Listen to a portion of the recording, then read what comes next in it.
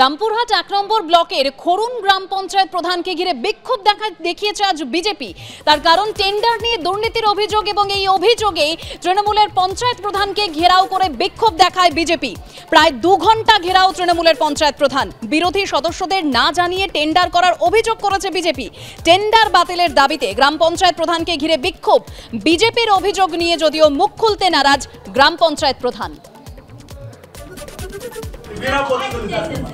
এইবার প্রথমবার নির্বাচিত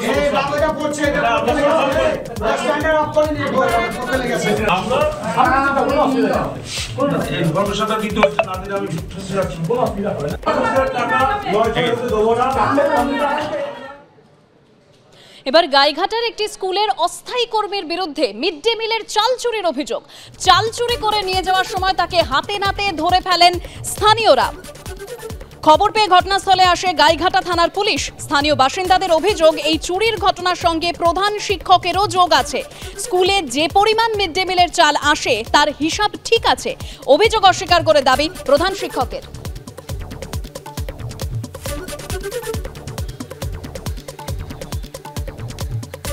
পুলিশি হেফাজতে মৃত্যুর ঘটনা এবার সিবিআই তদন্তের নির্দেশ দিল হাইকোর্ট।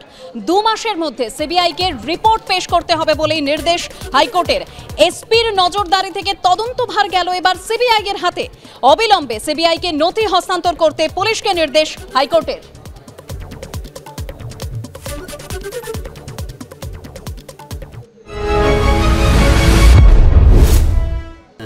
আপনার স্বামীর যে মৃত্যু ঘটনা ঘটেছিল তার পরিপ্রেক্ষিতে হাইকোর্ট সিবিআই তদন্তের নির্দেশ দিয়েছে।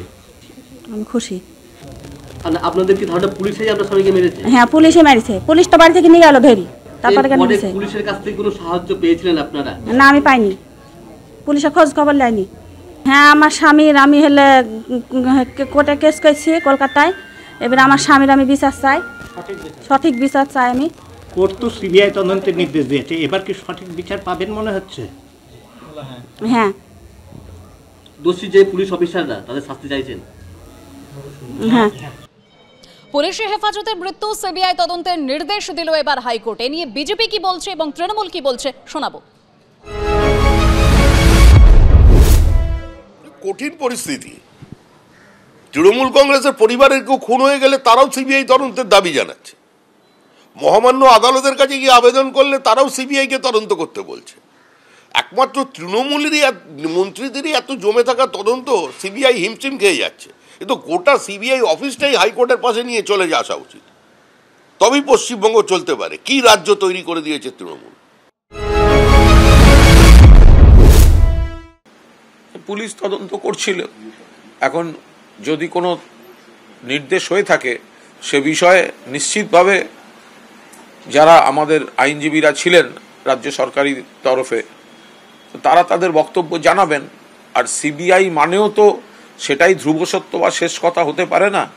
আমরা কোর্টে দেখেছি এর আগে বহু মামলার সিবিআই দেয়া হয়েছে, 2 দিন বাদে বিচারপতিরাই বলেন যে তদন্তের অগ্রগতি কোথায়, নতুন তথ্য কোথায়।